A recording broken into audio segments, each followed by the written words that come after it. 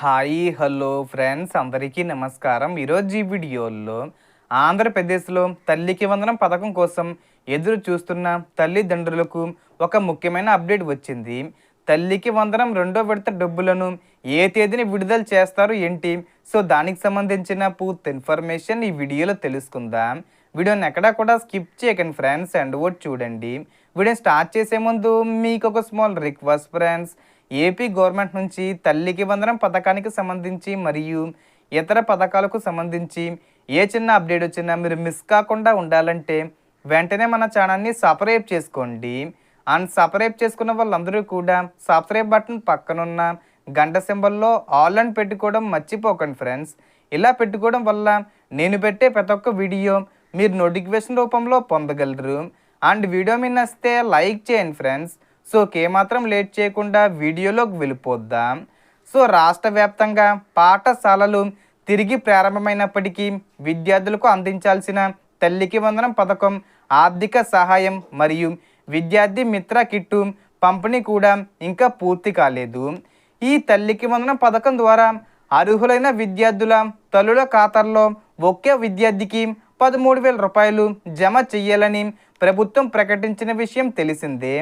ఈ నిధులు పుస్తకాలు, యూనిఫామ్స్, షూస్, స్కూల్ బ్యాగ్స్ వంటి విద్యా అవసరాలకు ఉపయోగపడతాయని తల్లిదండ్రులు ఆశిస్తున్నారు. గతంలో పాఠశాలలు ప్రారంభమైన వెంటనే ఈ పథకం అమలు చేస్తామని ప్రభుత్వం తెలిపిన ఆర్థిక పరిస్థితులు మరియు నిధుల సమీకరణ ప్రక్రియ కారణంగా కొంత ఆలస్యం జరిగిందని అధికారిక వర్గాలు వెల్లడించాయి. ప్రస్తుతం అందుబాటులో ఉన్న సమాచారం ప్రకారం సుమారు 68 లక్షల మంది విద్యార్థులను అర్హులుగా గుర్తించినట్లు తెలుస్తుంది. ఈ తల్లికి వందనం రెండో విడత అర్హుల జాబితాలో పేరున్న వారికి 11 నిబంధనల ప్రకారం లబ్ధి అందే అవకాశం ఉంది. అలాగే పథకం విడుదల తేదీపై వివిధ సమాచారం ప్రచారంలో ఉన్నప్పటికీ ప్రభుత్వం అధికారికంగా ప్రకటించే తేదీనే తుది తేదీగా పరిగణించాలి. ఈ జూన్ ఎండింగ్ లోపు, అంటే ఈ జూన్ 30 తేదీ వచ్చే ముందు తేదీల్లో విడుదల చేసే అవకాశం ఉంది. ఒకవేళ విడుదల ప్రక్రియ మరింత ఆలస్యం అయితే జూలై నెలలో 3వ వారంలో కూడా అమలు చేసే అవకాశం ఉందని వార్తలు వినిపిస్తున్నాయి. అయితే దీనిపై అధికారిక ప్రకటన కోసం వేచి చూడాలి. ఇది ఇలా ఉండగా అర్హులైన కుటుంబాలు కొన్ని ముఖ్యమైన అంశాలు తప్పనిసరిగా పరిశీలించుకోవాలని సూచిస్తున్నారు. మొదటగా ఈకేవీసీ పూర్తయిందో లేదో చెక్ చేసుకోవాలి. రెండోది, తల్లి మరియు పిల్లల ఆధార్ వివరాలు సరిగ్గా ఉన్నాయో లేదో నిర్ధారించుకోవాలి. అవసరమైతే బయోమెట్రిక్ అప్డేటు చేయించుకోవాలి.